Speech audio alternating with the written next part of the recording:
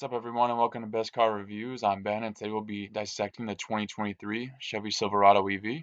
Before we begin, please like and subscribe so I can continue to bring accurate and clear car reviews in under 10 minutes. Let's get started. 2024 will be the first year of the Silverado EV. Chevy unveiled this truck some time ago, but no doubt its release to the market is still highly anticipated. Chevy went bold on this design with trying to keep that Silverado look, but also blend it into what the world thinks an EV should look like. Although the design has gotten some harsh feedback, the aspects that matter most are within that exterior. Today we'll look at the different trims and details that matter for you to figure out which will be the best bang for your buck. All information in today's video is from either Car and Driver or direct from Chevy. Let's take a look at the best car reviews chart of facts. Looking at the chart, you can see a lot of information still has yet to be released from Chevy.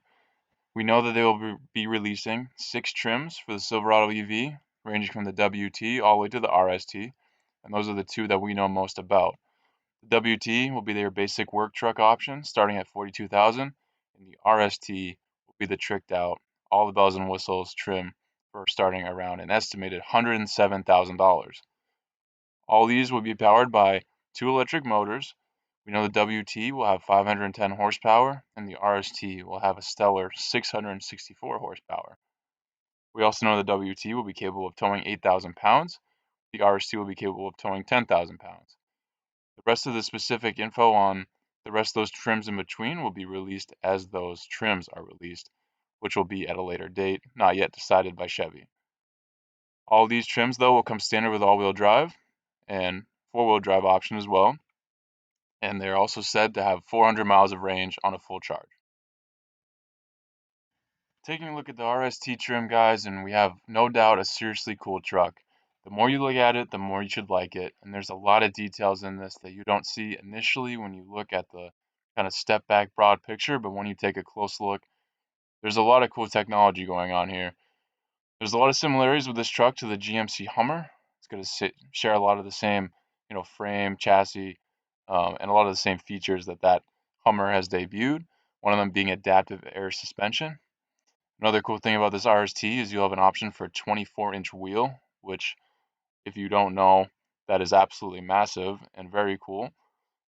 This also will offer a mid-gate for storage, which is your bed opening up into the cab. Another cool thing about these trims is they're saying that they'll come with a DC fast charging option, which will give you 100 miles of range with just 10 minutes of charging, which that's a pretty phenomenal option this early in the game, especially Chevy's first release for a truck. That'll give a lot of people a good option, especially with a truck of that caliber. But unless you have a ton of money and you're fine with buying the RST, or you're cool with the the WT, I would wait because you're going to get a lot of options on those mid-level trims for a lot more reasonable of a price. Taking a quick look at the WT trim, Chevy's only released a couple of pictures of what this will look like. It's obvious this is still holding the same kind of standard features of a basic work truck, but that's the whole point of it. And for $42,000, this is far more reasonable of an option for many people if you want this new EV for your vehicle, especially right out of the gate, considering they're only releasing the WT and RST. You can either go with a $100,000+ option or go with this $42,000 option. Like I said, you're not getting any bells and whistles, but you're still able to get the truck, which that would matter for a lot of people, and maybe a lot of businesses will opt for going with this WT trim because you're still getting the storage, you're still getting the engine, or motor, I should say. You're still getting the performance, but it doesn't need all the bells and whistles. Looking at the interior now of the WT, you can see it's pretty basic, nothing fancy. You have basic amenities. You will get the upgraded, though, new touchscreens and the feel of driving something different than usual. This will come standard with an 11-inch infotainment screen and an 8-inch digital gauge cluster. So, although it's basic, you're still getting a nice interior and a new interior, which that will appeal to a lot of buyers. Looking now at the RST interior, and this is something to really take your time to look at because there's a lot going on. Some of the cool features it has a fixed glass roof. You get those sweet black and white two-tone leather seats with red stitching. They give you a column-mounted shifter for max center storage. You have a ton of room in between your seat and the passenger seat.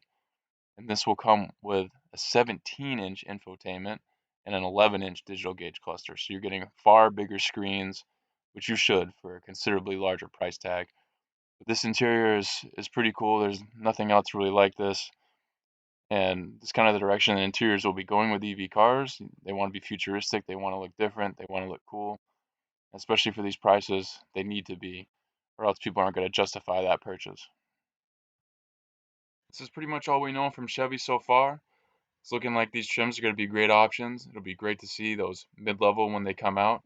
Be pretty curious to see what that Trail Boss trim will look like, if they're going to really kind of trick it out, and how well that will perform with an electric motor. But this is the way of the future. Chevy's embracing it. It'll be cool to see, really how well these things perform once they're out and available for people to buy. But as always, guys, thank you for watching this Best Car Review. Please subscribe if not already, and I'll catch you on the next Best Car Review.